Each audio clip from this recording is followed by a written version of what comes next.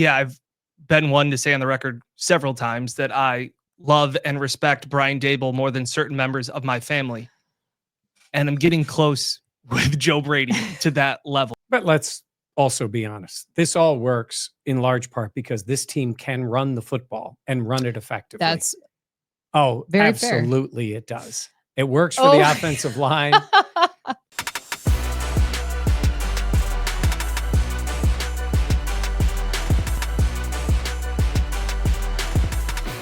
This is the Buffalo Plus Podcast, brought to you by Connors and Ferris.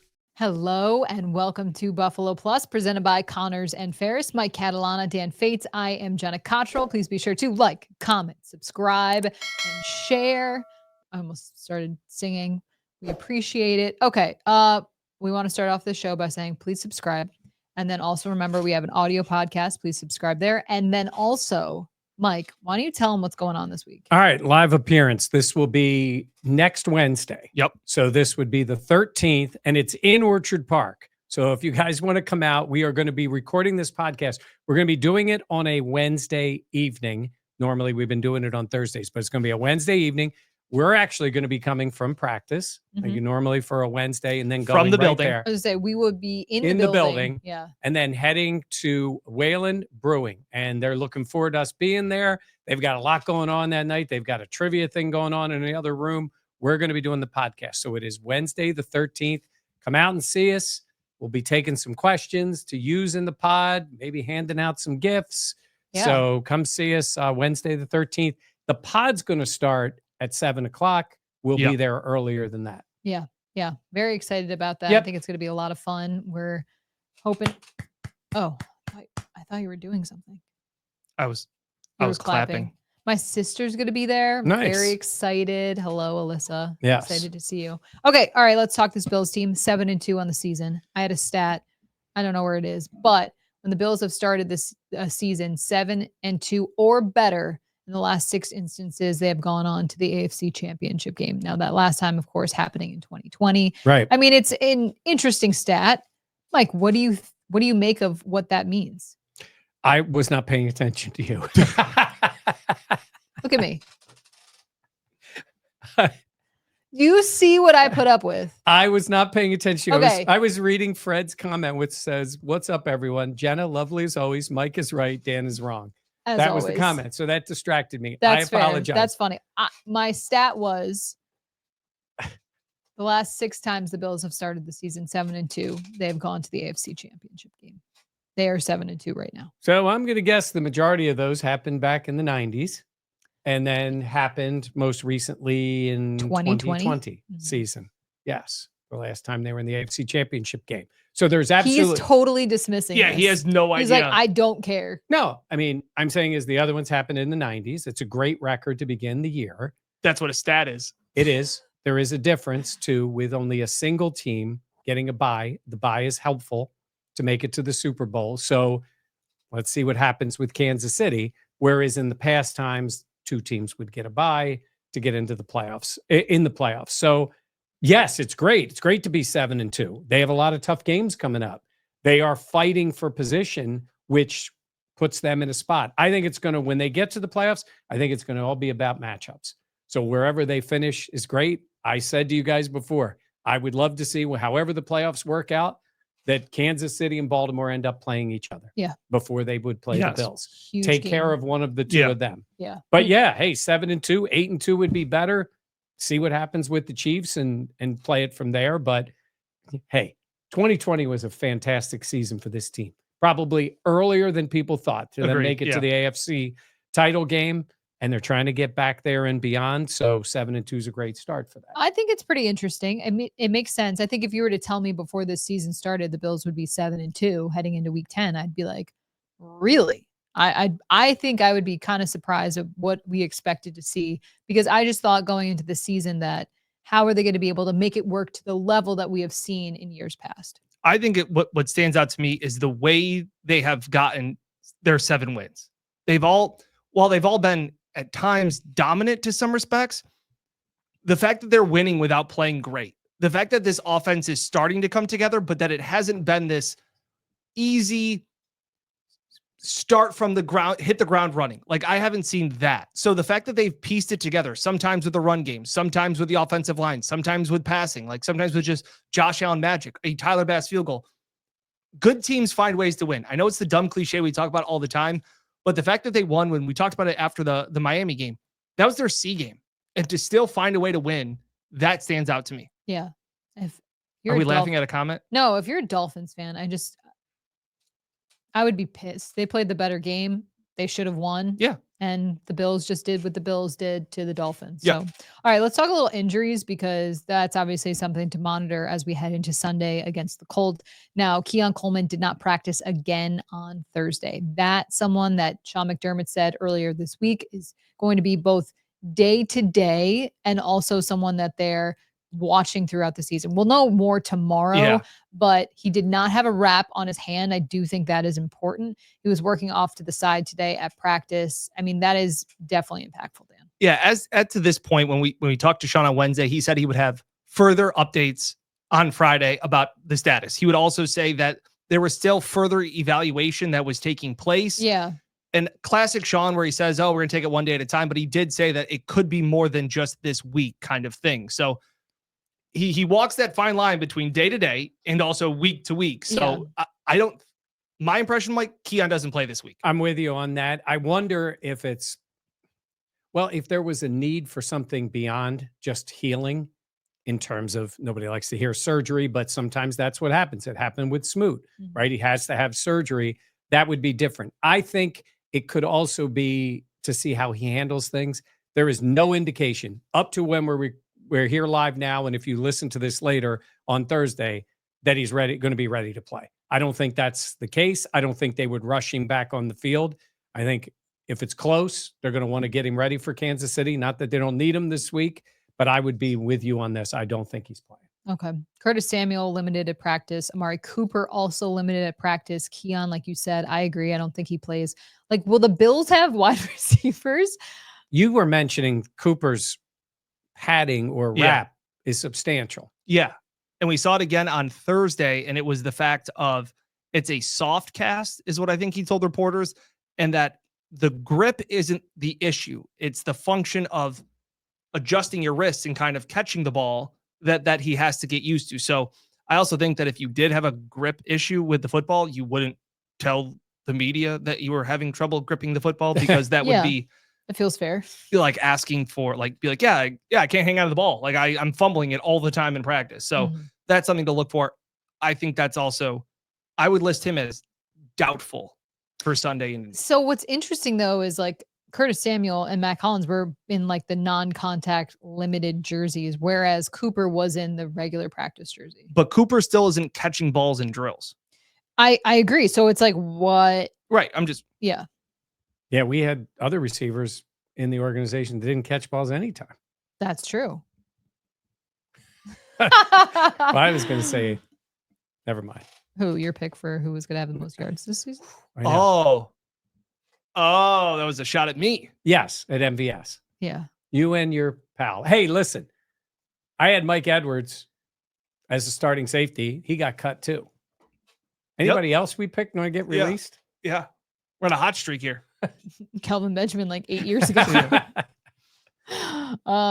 Those injuries, though, that is definitely something to monitor. We'll obviously know as we head into Sunday, but I'm a little worried about where this team is at injury-wise. That being said, the Bills' offense has been humming in these last 3 games, really. They've been scoring 30 points. I feel like you've seen that control and calmness from Josh Allen in those big moments. And we talked about it on our TV show, but just of where do you think he's at with this offense, Dan, and the relationship he has with Joe Brady? Yeah, I've been one to say on the record several times that I love and respect Brian Daboll more than certain members of my family.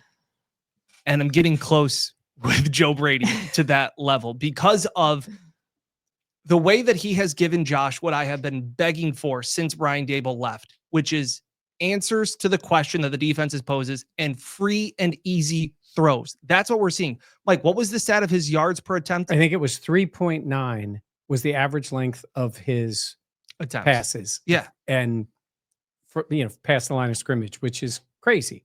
I mean, that is nothing. But it also shows Josh's evolution. We see it. You see it, whether you're in the press box or whether you're on the field. You see it. Guys open, balls out. I mean, he does.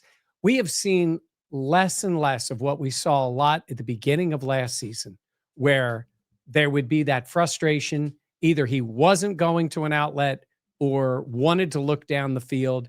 Josh would roll out. He'd wait, try to force it, chuck it out of bounds, whatever it was. That's not the case this year. No. He is comfortable. And it is also nice when you throw it to players who, one, catch the ball, and then two, run with it afterward. Because I checked with the league, that was legal before this season, that you can catch it and run farther. And the players have done it.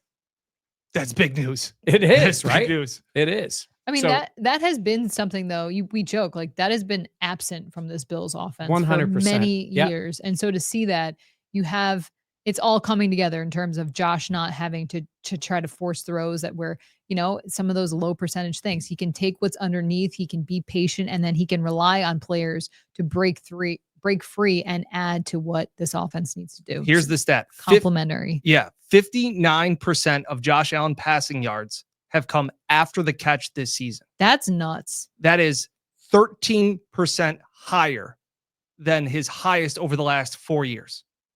Like, that is a game changer. And we joked around about it in the TV show that, like, absent, it was foreign, an idea of, and partly that's more Khalil reps. That's partly because of Keon's physicality. Yep. All of those things are adding up to it. So this is the offense. And that's not just all Joe Brady, but what I was talking about, and what the more I think about it, is that when Josh used to go through progressions and it would be like, no. And then when he would get on his fourth one, it was like, well, nobody's open now. And now I have to try and do everything. The discipline that Brady has been able to instill in Josh didn't just wake up one morning during the offseason and go, I'm not going to turn the ball over. And there's a difference. Josh isn't scared. He has thrown passes that should have been intercepted that just weren't. Yeah. It's the fact that it's not about making the best play. It's the right play. That's what Joe Brady has been preaching to him. That's what I've heard Dan Orlovsky talk time and time again about. I don't need you to make the special play. I need you to make the right play. Sometimes that right play may be a special play. Like, sometimes that may be required to hurdle over a defender. But right now, Josh is being disciplined. It's being efficient. And that's the scariest Josh Allen this NFL has seen. Well, that's what's amazing is Josh can do all the small stuff well. And then if you need him to on third down, he can go off and hurdle someone and throw a ridiculous touchdown pass, fit it into a ridiculous window. There's a really good comment from Jason J saying, Tom Brady has made a career off of short passes and yak. What would we talk about? Taking the cheese and how important that is. But let's also be honest. This all works in large part because this team can run the football and run it effectively. That's very absolutely fair. It does. It works for the offensive line. Last week, he officially did we make it official that he's joined Team Run Game? But he had the caveat of only when it works. Yeah, right. They can run the football. Only when it works do I like it. And really? Isn't that convenient? Sean McDermott, credit to him. He's been pushing for this. I tell you, for the last few years, name me a good offense in the NFL that isn't very effective running the football. There isn't one. The days of like chuck it around on every play, even, Atlanta can move the ball. They've got Bijan. They run the football. Obviously, Detroit. Yes. Kansas City runs the football, especially on early downs. Ravens, the similarities between the Bills and the Chiefs offenses are very, very close right now. I said that 2 weeks ago. We were sitting in the sports office and I said, the Bills feel Chiefsy. Yes. I said the win last week was Chiefsian. And you kind of were like, what do you mean? Like, they're finding ways and it's different each week. 1 week, it's a really good defensive performance. The next week, they're running the ball really well. The next week, it's Tyler Bass. Yeah, they're kind of morphing their offense along with what their strengths are, but then to the weaknesses and making those in-game adjustments, which we have harped on time and time again here on this channel. But all of that is really blended nicely. Yeah, and this is the type of game, Jenna. You mentioned all the wide receivers. We don't know exactly how it's going to play out on Sunday with the guys who are hurt, because it's not looking good. Coleman, Cooper, whatever it ends up being. but you can run the ball. And they also use the backs in the pass game, especially the Ray Davis play, which is not something you're counting on, but he made somebody miss and took it to the house. James Cook has been good, did have the one drop, which was a costly one because that might have gone for 6. Certainly we're going for a big gain. Oh my God. Oh my God. That was a hiccup. I don't know what happened. Are you okay? Yeah, I'm sorry. That was hilarious. That was incredible. That's the open. There's the open. I'm so sorry. Was she on camera when that happened? No, it was on you. But I quickly jumped back to the 3 count. Yeah. I've never had that happen. I'm so sorry. You've never hiccuped before? No, not on camera. I feel like when you're on camera, like your body is like, oh, it's fine. You fight back some sneezes too. Yeah. You almost sneezed today. Okay, Really? I am so sorry. It was all such an embarrassing. Oh, you've embarrassed yourself way worse. Yeah, than that. no, that's fair. Not high. Not high or drunk. Not high. I've been with them the entire day. Can confirm. That's it. I was just having Where were we? Starbucks. I'm sorry. We were just talking about how we've been right about the run game and you were just joining the team. So what's next? You admitting that we were right. Nah, I'm good. Yeah. You sure? It's nothing. Yeah, I'm good. You want to add? Oh, I was going to add something. James Cook over 15 and a half receiving yards this week. One of Uncle Dan's best bets. Nice. I did want to ask you guys about this. We talk about the run game. The play that stood out last week and did not work was the called run for Josh. Yeah. Around the outside. Yes. Yeah. It feels funny now when they do that. And I don't love him. I love him and like everybody does in scramble mode. When he takes off, go ahead, try to play man against him. He will bury them when he decides to take off. I don't even mean when he sees something and takes the one step and goes right up the middle. Correct. I'm talking about that sort of that power sweep that they do. Don't love it. Don't want to see it. Well, that was Dalton Kincaid on the edge having to block a defensive end, which again, blown up. There are plays that you can like that aren't executed well. That's not a play that's designed. Again, I love it when they're like wide receivers can be great blockers. Matt Collins had a couple of really nice blocks and they can be parts of the running blocking game, but just put in Alec Anderson if you want to have an extra lineman. Yeah. Like the best blocking tight end is still worse than the worst offensive lineman. Yeah. Ralph Wilson Sr. Just commented on that. By the way, also Collins Stewart said we need to frighten Jenna to clear those hiccups. I think we're good. That's fair. I feel like we're okay. I think I frightened myself with how bad that was. Maybe the first person to just have a hiccup. Hiccup. Single. Yikes. Yeah. Someone said, I thought that was Paul Walker said, I thought it was one of my hens. Seriously got up and started towards the door. Wait, the hens are in the house? No, he's saying outside. Maybe they're in the house. I can't judge. So I can't. Okay. Run game, Josh running the ball. Yeah, you're right. It used to be like that was kind of the cheat code. Yeah. But I just don't think it's. I like the play. I don't like the formation and the play design. I still want that to be a part, the QB power sweeps, the QB runs, all of those things.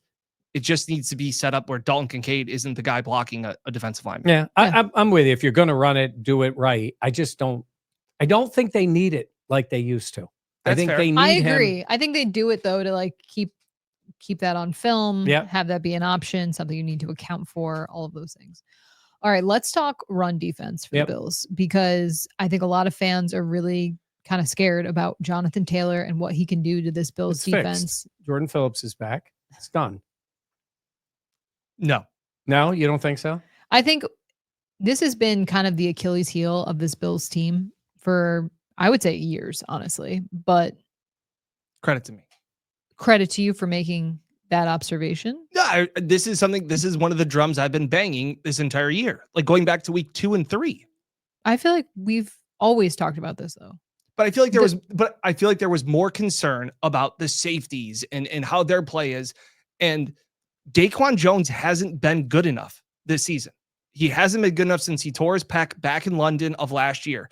And because Daquan isn't the biggest defensive tackle, and then you're next to Ed, who is an undersized defensive tackle, who's more of a penetrator, like those things, like there are issues with the size on the interior of the Bills defensive line, the way it's constructed. That's why you bring in a 6'6" mountain of a human being of Jordan Phillips. Like, although I know there'll be comments, I know people will be listening to this and saying, PFF says Jordan Phillips, for his numbers in Dallas, he was the worst graded interior defensive lineman.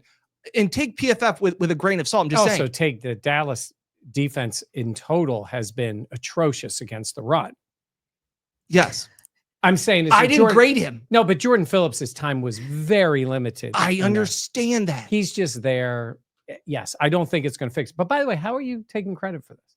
I was going to say, I feel like I'm just saying since week 3, I've been saying this has been an issue. I think we've been saying for years that this has been an issue. I think there is two things. I think we've talked about how sometimes the Bills are willing to give up the run so that way they can protect the back half. Isn't that kind of what Taryn said? Yeah, that's exactly what he said. Yes, after the Miami game. Right. Which is trying to make people. I don't think the average football fan understands all that goes into a game plan defensively of, hey, we're going to take this away. We're going to see if they will take what we will give them and we'll allow them this. Taryn kind of said it after the Miami game, because they have Waddle and because they have Hill and the passing attack, like, we're going to kind of understand that they're going to run the ball against us. And that's part of this Sean McDermott for a long time, bend but don't break, like guard every blade of grass, those kind of things. So they kind of resign themselves to, A-Chain and Most are probably going to have a big game because we need to stop Hill and Waddle. Yeah, which makes sense. It's just sometimes when things can get out of hand, I just don't like that you're taking credit for it, truly. Where's the coins? What? I mean, I think they're all in here. I think they all got emptied into here. We'll have to get more coins. All right, I'm tossing one in because I interrupted Jenna just a second ago. I owned up to it. Wow, I honestly didn't even register that you did. It's just white noise at this point. Yeah. That's what makes this game fascinating, because if you're running the Colts, you should be trying to run the football. Quite honestly, this is a game Richardson should be playing, I'm telling you, because they can run the football and he is effective running the ball. They were good on third downs. Once you made the move to Joe Flacco, you're going to want to throw the ball. They were terrible throwing the ball. Correct. With the numbers with Richardson. But it just is a weird dynamic. And the Bills are not that team. If you think about it, when they made this move against a blitz-heavy Minnesota team and against a Bills team that can shut down passing games. Yeah. And you made this move. If you're the Colts with Richardson and Taylor and running the ball and being able to use a version of RPO, that's tough to stop. He's a big kid who can run.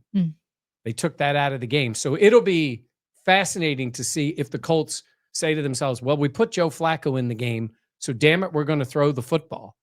Good, great. That's great for the Bills, I would say, if they decide they want to throw. Yeah. I mean, you saw, obviously the Bills don't blitz as much as the Vikings do, but Joe Flacco is not nearly as mobile as obviously Anthony Richardson is. So, I mean, I know it sounds silly, but like, he's a statue and we all know that. So you're right. They're making themselves almost one-dimensional. What? Hot take. It wasn't, I was just further explaining. No, I hear you. I know. No, you are right.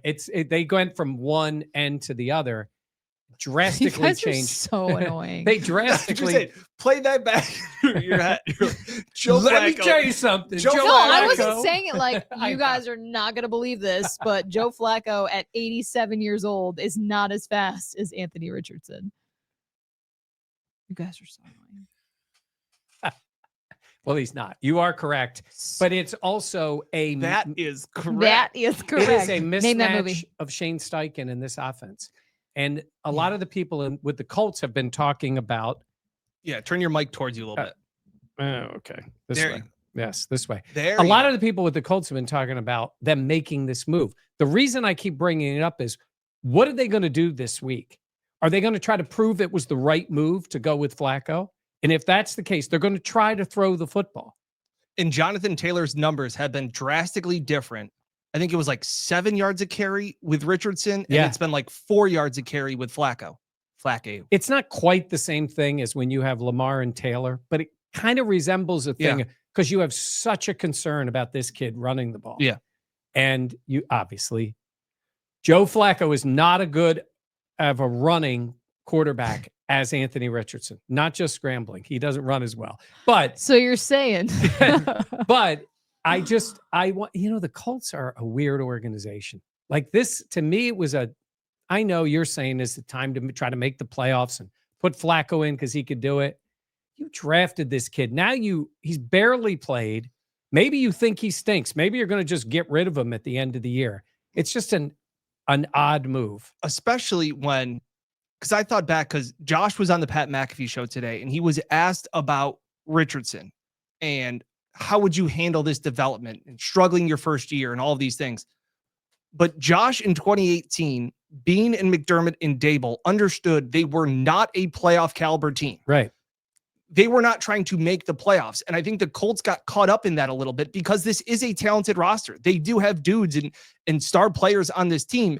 And when they were losing, they've lost every game by one possession. They're going, man, our quarterback is the 37th best passer in the league this year. 44%. Like, that's a problem. Yeah. And guess what? When Josh was under 50% and was really low, it didn't matter because he was just getting live reps. Yeah. That's all that mattered that season. Because when Josh was out for 4 games, it was Derek Anderson who scored 5, 9, and 6 points in those 3 games. That's the difference, where the way that you develop a young quarterback, there's no perfect formula for doing it, but there is a incorrect formula. And right now it looks like the Colts, unfortunately, are in that spot. Yeah. Keith Davis mentions the idea of Richardson saying he was tired. That's awful. It's just, he had a right to be tired because he was carrying around a 300-pound guy. But as a quarterback, I've never seen a quarterback tap out of a game. Never. We do see it in other positions. You see it from running backs. Yeah. You see it from wide receivers. But their position is different. It's somewhat of a rotation during the game. Mm-hmm. You don't see linemen tap You out, don't and you don't see quarterbacks. And I think that's kind of the difference here is that the Bills, Brandon Beane, Sean McDermott, Brian Dable, all had belief in Josh Allen. Yep. And I think obviously by making this move, they do not believe that Anthony Richardson is the player that can lead this franchise down the line. Which, I mean, I'm curious to see how things will then play out. Like what this will look like. Will they try to trade him? Not now, obviously, but like what things will look like as the season progresses and goes into next year. You mentioned the dudes they have on this team. Downs is a player. Yep. Absolutely. Yeah, Pittman is hurt, though. He's hurt. They thought he was going to go on IR with his back injury. Yeah. He missed like 1 game. They were stunned that he came back. He is not the guy that caught 117 passes last year, like with Gardner Minshew. He's a dude. Yeah. Ralph Wilson Sr. again says lose a locker room that way. It is an odd dynamic with a lot of young players. Yeah. Like they really like Richardson. And I think there were some that were a little taken aback that they would pull him as quickly as they did, but they made that decision to do it. So we'll see if this is a longer term thing, but it is for Sunday. Yeah. It is with the Bills and the Colts, and that's all you're worried about right now. Hey, I'm not saying Flacco couldn't go out there and start chucking it around and make plays. He does throw. Josh even talked about, he does throw a beautiful football. Like prettiest spiral. He really can let it go. It's not a Matthew Stafford. Yeah, it's up there. Yeah. Or a Matt Leinart in college with the 2 lines of the football. Excuse me, former Buffalo Bill Matt Leinart. That's right. Okay. Also, I apologize. It was snarky of us. We are a family here. It was just too funny of a comment that you made. That's fair. That's fine. I apologize. Wow. I apologize for interrupting, and you apologize for being us. Well, I looked at you, and you had the look of like, which so you ain't just there's pinned it on sometimes me? you guys say everything, so it's hard to have a comment because you guys just talk so much.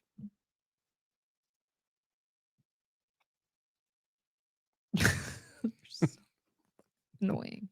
Okay, do we want to do superlatives? There's people asking in the chat about Micah. Do we want to go into that? Well, we can talk about it. I mean, they do have another roster spot. Hey, Jenna goes first. Yes. Okay, so Luxter asking, can they still get Micah Hyde? So I think where we're at in this season, we had talked about earlier on in this year, if Micah wants to come back, if there's a need, all this stuff, but we didn't think he would want to come back for training camp.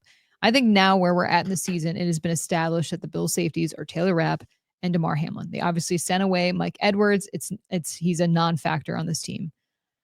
I think if Micah Hyde were to come back, he would have already been in the building because let's be real, it takes a couple weeks to kind of amp yourself up. And also this defense does look different than how it did when Jordan Poyer and Micah Hyde were back there. So at this point in the season, barring a major injury, which we've talked about, I foresee that Micah Hyde will be not on this Bills roster. He's in San Diego. He's with his family. I think he always said he wanted to be a Bill. He never said the word retire, but he said if it's going to be coming back to play football, it's going to be for Buffalo. But I think where you're at in the season, where this team is at, I would be very surprised if Micah Hyde came back through the doors. And so people are aware, his contract was done. Mm-hmm.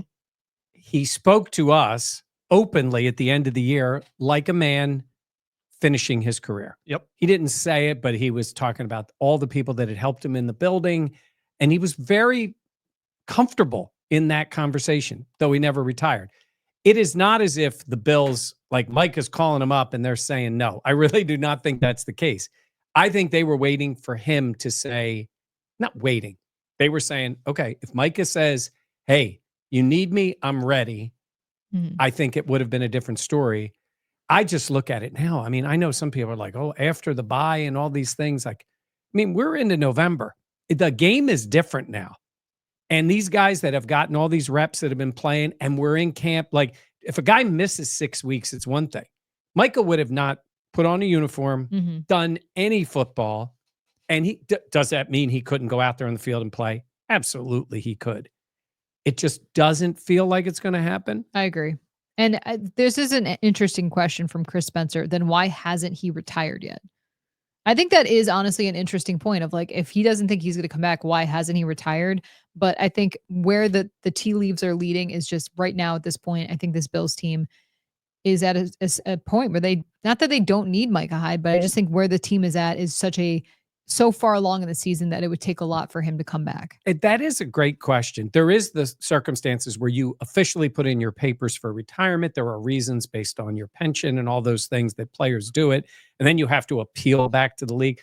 There was no particular reason for him to do it. Maybe he didn't think it was the right. The truth is maybe he is still considering it in some way. We're not in his house. We're not? No.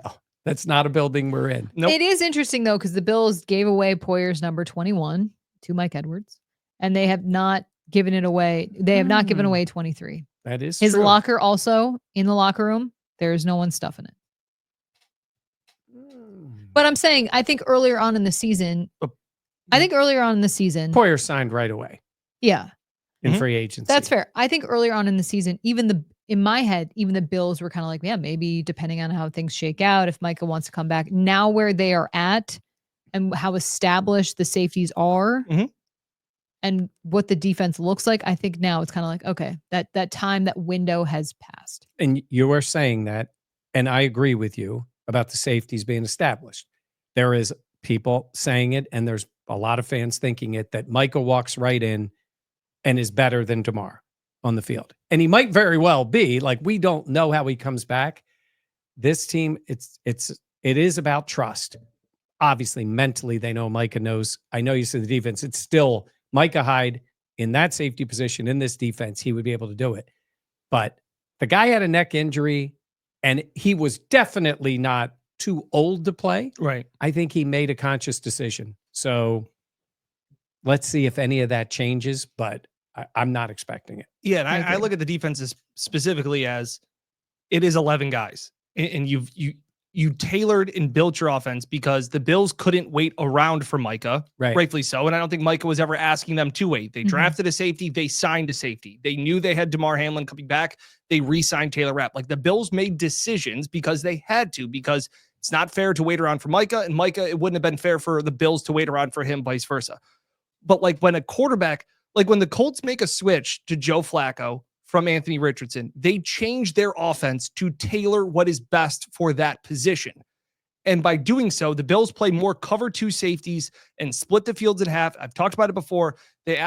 Before it was Poyer coming down into the box and Micah playing a free safety covering sideline to sideline. That is not what this defense is. This defense has adapted because of the players that they have. Yeah. So while I'm sure Micah is vastly smart enough intellectually, technique-wise, all of those things, this would be Micah learning, to some respects, a new defense that he has ever played in Buffalo.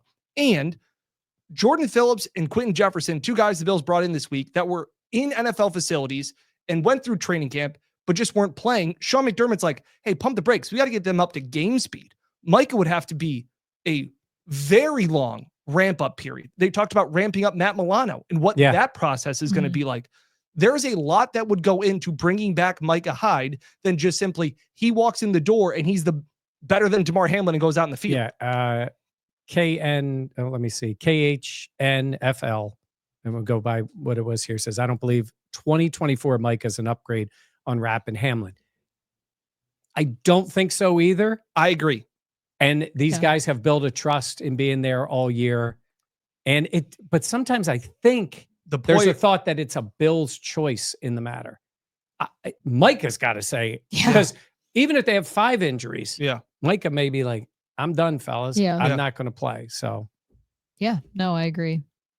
Heather Smith saying, at this point of the Bills, if the Bills need old heads to put them over the top, I'm concerned. It's an interesting comment. Yeah. Yeah.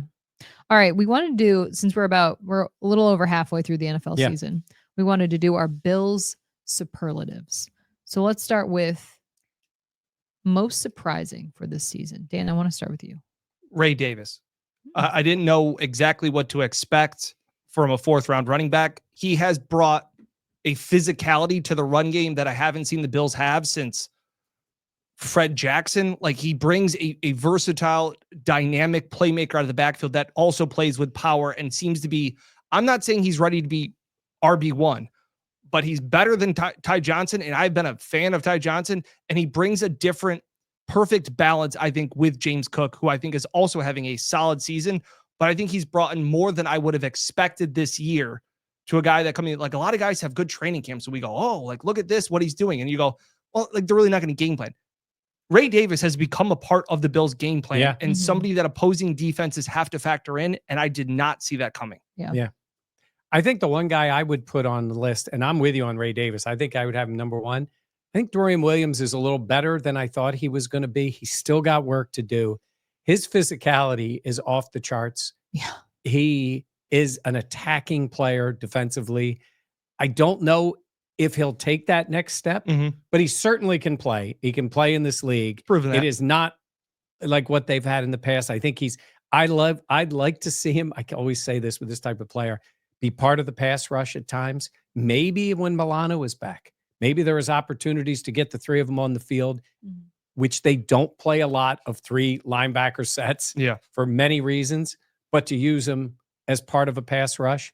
But he surprised me certainly with his physicality in the game. So I had, because there's someone else I wanted to choose, but I'm going to save him for another category. Okay. I picked James Cook. I think he's someone that you saw him and what success he could have this season. He obviously had some drops. He's had fumbles in the past. He had the drop against the Dolphins. I totally hear that. But I think he has been above where I was expecting him to be at this season. I think he's also added some physicality to his runs and some finishes as well. Something I didn't really know that he had in his toolbox. So I think for what the Bills, what I expected out of the season and what we have seen so far, there is still the opportunity to clean up things, have some of those catches that we've talked about. But from James Cook, he is playing above the level that I thought he would be at this season. And I think you've seen what the boost with both Cook and Ray Davis has meant to this Bills offense. Like it. Yeah. MVP, not Josh Allen. Important caveat. Go ahead. Khalil Shakir. Oh, yeah. You can tell when that dude's not on the field. Good point. I think that he is the straw that stirs the drink. I think that he is the glue that keeps it all together. I think that he has been exactly what you wanted to see out of a guy that has had the only previous experience with Josh Allen throwing him a pass last season. He has just been so sure-handed. He has been just so dependable, and he has brought way more explosiveness than I think any of us really thought going into this season. Khalil Shakir is my MVP. Yeah. I mean, I love what Shakir has done. I think he has shown me that he's got more upside than I thought he did coming in, and he's been great. Do you have one? Because I have one. Go ahead. Connor McGovern. Oh, I almost went. Wow. I almost went lineman. I think the offensive line, the interior of the line has been better than what it has been in the past. And this is not a slight on Mitch because Connor was out there last year. But I think, remember in camp when it was like, can't snap the ball. Can't get a snap going. And I think they have made this work. I really think they've made it work. And I think you have to give a lot of credit to McGovern. taking on that role, Josh being very comfortable, them being able to certainly run block effectively, and taking that protection, leader in protection on the offensive line role.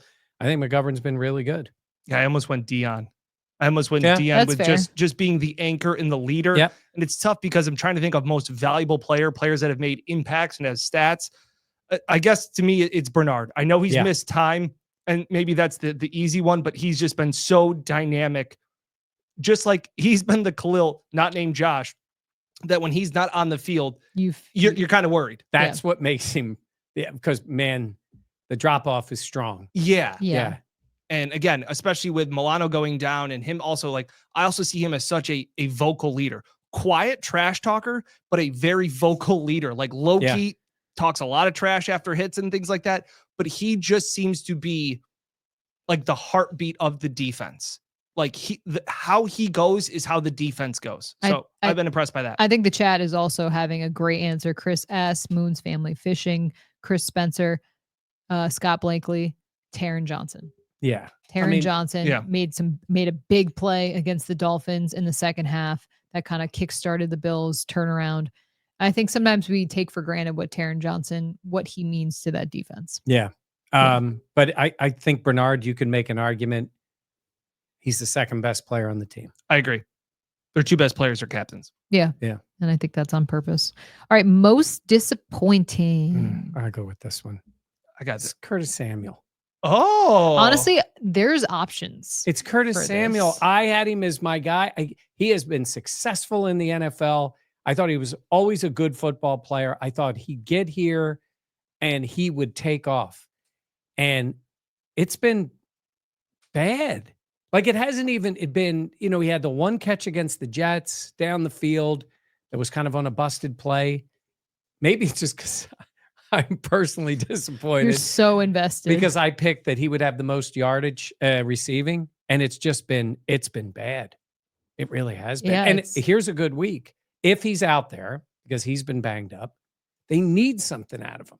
Do you have confidence that they're going to get anything out of him? But I think we've talked about it out here before, and if not on the channel, we've talked about it. Like, we're going to get to the end of the year press conference, and we're going to go, Curtis was really banged up this year. Curtis was. We're going to hear exactly what we heard about whether it was Spencer Brown or Gabe Davis, well, maybe that's the case. And that's the case. Like, he has popped up randomly throughout the season on the injury report, whether it was foot or ankle or shoulder, pack, all these things. He's just had one of those snake bitten seasons. So I guess I give that a little bit of a pass because I don't think he's anywhere near 100%. Not making an excuse, just trying to point out the reasons of why he hasn't been good. To me, the no-brainer is Dalton Kincaid. He has just been, and it's not that he's been bad. It's just he was supposed to be this focal point of the offense, and he has been average. He has been an average tight end, just like everybody else. He's just a guy. That's all he has been right now. He hasn't caught any downfield passes or anything like that. He is just a guy. He is not that Travis Kelce comparison. He is just a guy. And going into the season, we were like, him being just normal. Everybody talked about, well, if you spread out his numbers and all of these things, it hasn't been good enough. I just think of Bean and McDermott calling him in and saying, "We're not mad at you. We're disappointed." Oh Like my parents. God. Which it is. It's disappointing. He's made plays. I'm not sitting there saying he's done nothing. He has been perfectly average. Yeah. I think that's honestly fair. But that's what's disappointing is that we all had this elite 100 catch guy, mindset, 1,000 yards for Dalton Kincaid. There's nobody like other players, Khalil Shakir, James Cook, other guys have stepped up and risen their game. Mm-hmm. Dalton has been exactly the same that we saw at the beginning of last year. Like he makes some nice plays, but you're like, I want more. Yeah. Like you see the potential. Yeah, he makes a play and then he's non-existent again for a while. Yeah. And this offense, I don't know if you've heard, but everybody eats is a better offense for him. I thought coming into this, the concern would be, man, there's going to be so much focus on Kincaid that he's not going to be able to get as many passes. Mm-hmm. And then you watch the games and you're like, hey, guys are running open. Yeah. And he's catching the ball. He is making plays, but his numbers are pretty mediocre. Yeah. Mediocre. Yes. My pick is MVS. That's not I'm called for. kidding.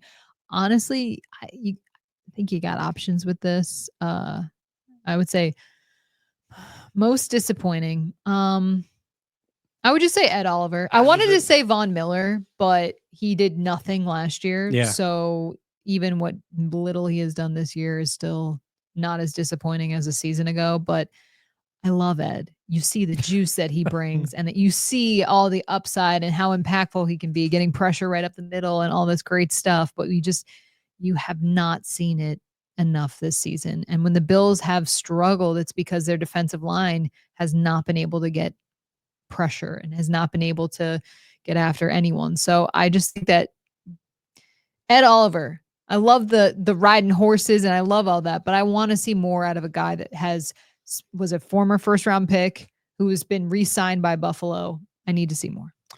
From the super chat, Brian Harmon saying most disappointing is not getting Micah Parsons at the deadline. We thank you, by the way, for the little extra there. Thank you. Not getting Micah Parsons. I don't think they were trading Micah Parsons, but hey, maybe you could take a shot in the offseason. And most disappointing, about half of Dan's takes. That's what he said. He only said half. Okay, that's kind of funny. You laughed too hard at that. Was kind of okay. Well, you said I was an idiot earlier. So. I didn't say it. I inferred it.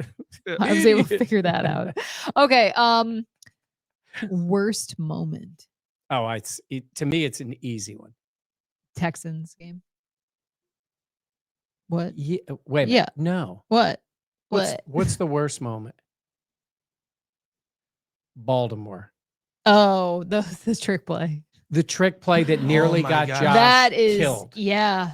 Okay. I have erased that from my memory. I had completely blocked it out. Worst moment. I was like, what trick play? Terrible call. Terrible execution. Curtis Samuel. Terrible execution. Oh my God. And then Josh went into his Josh mode. I'm going to make something. And he almost got cut in half. Just every part of that was awful. What? I was just telling you.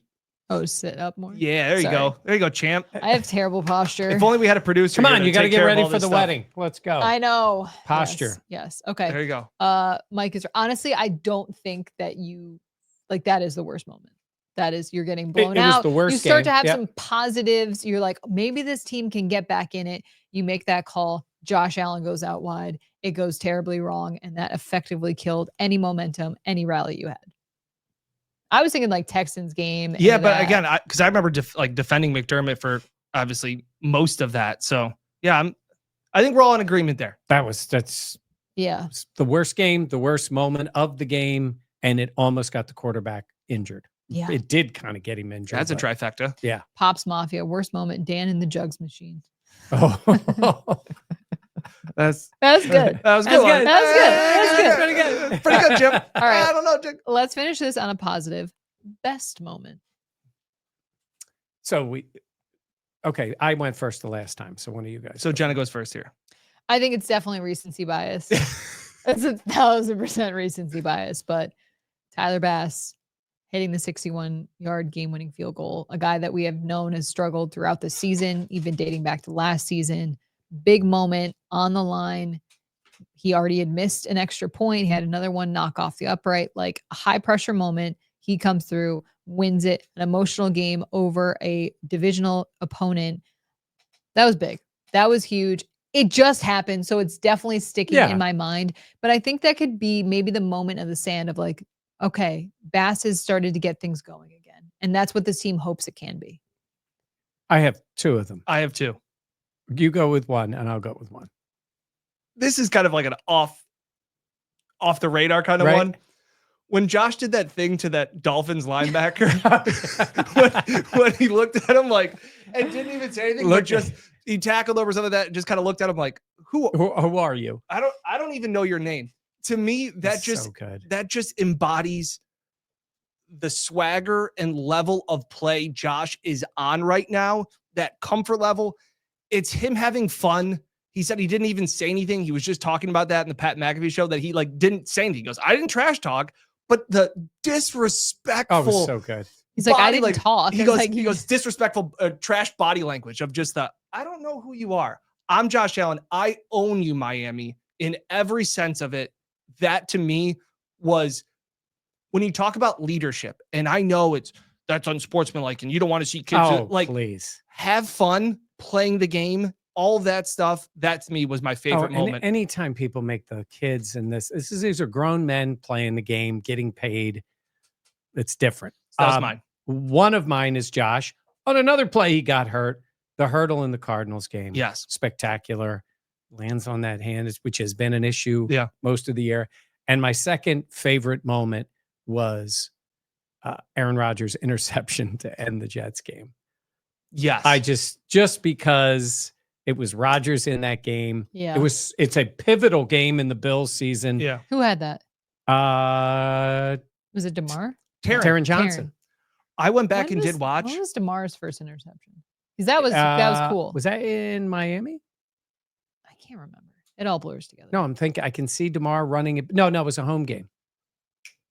Anyway, Yeah, it was a home game. I did go back and watch the handshake, and you had talked about Aaron pushing the camera aside. Yeah. I went back and saw it again. That there was a camera that was coming up to kind of get the underneath shot between them, and he just simply looks down like, get the camera out of here. Yeah, you're talking about Aaron Rodgers at the end of the game, him and Josh Allen doing the handshake. In New York. Aaron Rodgers, there's a camera, like a nice television camera, trying to get a shot, and he just goes like this. And we stand with Matt Beauvais. Yeah, because he once, Channel 7's Matt Beauvais, he once pushed him out of the way. Yeah.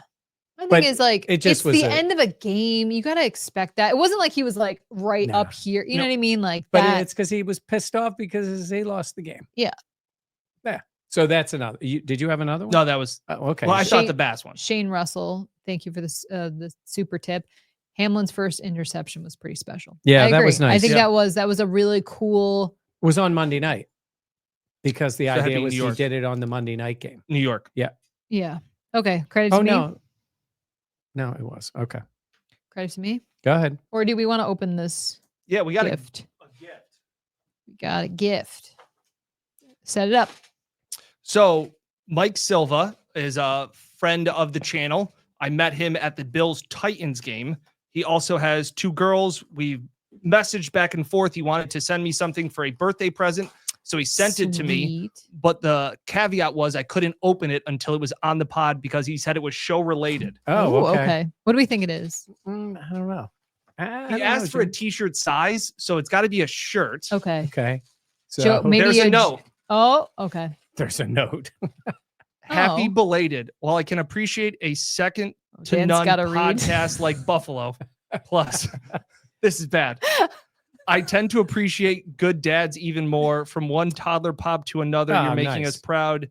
You got this in the bag. P.S. The cap isn't real. P.S. Congrats, Jenna, on your engagement. Congrats, Mike, on the Hall of Fame. That is very so nice. sweet. Well wrapped. Oh, that paper is adorable. That is very, very kind. This is well wrapped. Do not steam. Oh, it's amazing. Wait, let me see. Let me see. oh, he's got the word. Oh. Hey. Oh, that's so and he's got the good. logo. It's a Buffalo Plus logo. Oh my God. That is amazing. What is it? Synchronicity. When hot takes come to fruition. Oh my God, it's so good. This is amazing. That is so Fantastic. good. Well done. Wow. So good. Well done. I'm gonna wear this to Elmo's. That's so good. I really appreciate that, Mike. Yeah, that's that's cool. awesome. Very cool. That's a great shirt. People are commenting in. Walter S. Great shirt. Mike Hart, great gift. Ken Waller. That's actually a good gift. That is a good gift. Syncrasy is so good. He did the phonetic spelling of it. When hot takes come to fruition. That's Well so done, good. Mike. Very That's good. awesome. Okay. Pops Mafia asking, what time is the live show? So it's on Wednesday, November 13th at 7 p.m. at Wayland Brewing in Orchard Park, New York. Yes. That's awesome. That's a really cool shirt. Yeah, that's really cool. So we'll be there before though. So if you get Yes. there a little earlier, Yes. hang out and we'll see everybody. Okay, so credit to me. Do you want to start? I don't, You go ahead. We're letting you go first with everything. Okay. show it off. Okay, so if I win the Bills record, which Dan and I are currently tied in first place, the gentlemen have to do Pilates. I've been doing Pilates, been trying to work out, getting ready for the wedding, and for the first time in my life, I have an arm muscle. Guns. It doesn't even. Look at that. Look at. I need the contrast. You see that, and you're gonna The make gun fun of show. me, but that is the most muscle tone that I've ever had in my entire life. The gun show. Pilates, is that some fake female sport? All right, Ken, let's see you out there. Hey, let me tell you something, Ken. Yeah. You don't want any part You of that. got learned today. Believe That's me. what I thought about a jugs machine. Yes. So I have. I was this many days Games. old when I learned Pilates will kill me. Yeah. Yes, exactly. Ken, you don't want to mess, believe me. That's So it. small muscles, I get it, but first time ever having like that like The guns. like a difference. So there's that. That's me. Go ahead. No, it's your turn. I don't got one. Oh my God. All I've been swamped in is home projects. I've installed vanities and toilets and curtain rods. So are you proud of yourself? Sorry, Yeah. Silva Lining said, damn, you got some long arms. Wingspan, She does have baby. wingspan. I got Length. wingspan. You know what? I would say you and I save one for next week because that one was too good. Okay, that is such a cop out. Well, mine was going to be more football related. Credit to you. You didn't hiccup on this podcast. Yeah, credit to me. I don't think my hot takes were that bad. Hey, credit to me. Uncle Dan's Best Bets has won 4 out of the last 5 weeks. It's rolling. Okay, we love it. And the latest Uncle Dan's Will be out Friday morning. And credit to me, I apologize to Jenna without her actually even recognizing that I cut her off. I really didn't. See, it's a new leaf. It's just white noise for us. Yeah. And I really apologize to everybody that I wasn't paying attention to Jenna. It's Yeah, so you funny. were hot out the gate. You're like, oh, I In wasn't all listening. my years of being on the air, I have rarely been in a conversation where I've just had not a clue as to what the other person said. And you were so specific with it that I was like, Yeah. I was waiting for some clue to come back to it. And then I was like, I just got to bail here. I have no idea what you said. He just kept going, yeah, the 90s. You're like, Oh, no. Once I knew, I mean, let's be honest. goes, You know? Oh my that was God. the 90s. We're like, where is this going? Like 2020 was not Well, that long I was ago. thinking about how many times, I mean, their span between AFC championship Yes. games was the last Super Bowl Look at him trying to- until he's- 2020. He's pulling a Fates. He's Yeah, trying to that's- reverse his way out of this tape. Credit to me. Credit to me. I covered all those championship games. That is crazy. Even the 2021, which sucked. Did you go to that game? Yeah. Remember, I went out to Kansas City. We couldn't even go in the Oh, locker yeah. room. We were upstairs, and I'm tired of going to Kansas I am City. so tired of going to Kansas City. Yeah. Dan and I will be in Indy. 2 things. Elmo's. Yeah, credit to you. You get to eat St. Elmo's. today. Elmo's and Oh my gosh. Michael just texted me and said, don't forget the gift. Oh, Oh, that's yeah. so funny. so he'll say it. Yeah, tell him He'll to say it. tune We're in. watching it. Oh, he says, thanks. That was awesome. Thanks for opening it on the pod. Made my day. It was like he was Sweet. texting it as it was happening. Look That's at that. funny. That's like Real a life. Truman Show moment. Yeah. All right. So, Dan, I want to ask you. We're going to St. Elmo's. We've talked about it before. Saturday, the night before the game. Do we revisit something else Saturday? I have a timer on when we get to Elmo's. What is it down to? There's a timer. 2 days, 17 minutes, and 28 seconds. By the way, I'm in an Elmo's sort of a commercial. Oh, Okay, yeah. Do you remember what? when Matt? Yeah. So my buddy that works for the Patriots, Yeah. they were doing a bit on St. Elmo's, and he interviewed me about it. And I'm in a New England Patriots video That's about funny. St. Elmo's. We will have to see if scooters, with depending on the temperature. Oh. The last time we did scooters, the old man cruised in, the young man fell down. Those scooters go faster than you think. But at least I stayed around to make sure Dan was fine. Nope. You just Gone. And all he said Deuces. was, make sure you end your ride, as Mike's gone. Well, he did. Oh, All right, that's so let's see if amazing. we scooter. So Mike Silva, the guy that friend that gave us the shirt is watching live. So again, Thank you, Mike. Mike. Great job, That's Mike. awesome. That is an awesome shirt. We So appreciate I appreciate it. That's so cool. Eric see me saying, what kind of Sesame Street shit is Elmo's? That's funny. The best steakhouse St. ever. Elmo's. Elmo's. I honestly think Parks and Rec, if you watch that show and Yeah. Ron Swanson is obsessed with this steakhouse in Indy, I think it plays off of St. Elmo's. Yes. Yeah. And yes, we will I'm get the shrimp cocktail. jealous. Yeah. The shrimp I got it- cocktail I is got a it late. sleeper pick. I got it late in the draft too. It was a sneaky pick, an indoor game in November. I know. Well, there were reasons why I picked a lot of late season games. They were also you didn't want LA? You didn't want Seattle? I wanted Seattle, but Yeah. LA is. You don't want to go to LA? Do you want to go to LA? I mean, You can't yeah. go to LA. Yeah. So that's why I had to pick LA. Yeah, we're getting close to baby watch. Oh, just got to Yeah. make it through next weekend. I just got to get to Elmo's. That's it. No, next weekend though. Yeah, we'll be Oh, fine. yeah. Chiefs. Okay. All right. All right. Thank you so much for joining us. Please be sure to like, comment, subscribe, and share. Also, please make sure to subscribe on the audio podcast, audio only version. If you can't always watch YouTube, that is Buffalo Plus. And We'll see you at Whalen Brewing Wednesday, the 13th. Get there whenever. Nice place. Get there whenever. We will be there earlier than the pod, and we'll do the pod live at 7:00. yeah, so we want to thank everyone for joining us tonight. We always appreciate it. Again, just like, comment, subscribe just for the heck of it. Be sure to share with your friends. Mike and Dan in Indy, I'll be back in the studio. We'll have plenty more coverage on the Buffalo Plus YouTube channel. For Mike and Dan, I am Jenna. Thank you so much for watching. We'll catch you next time here on Buffalo Plus, presented by Connors and Ferris.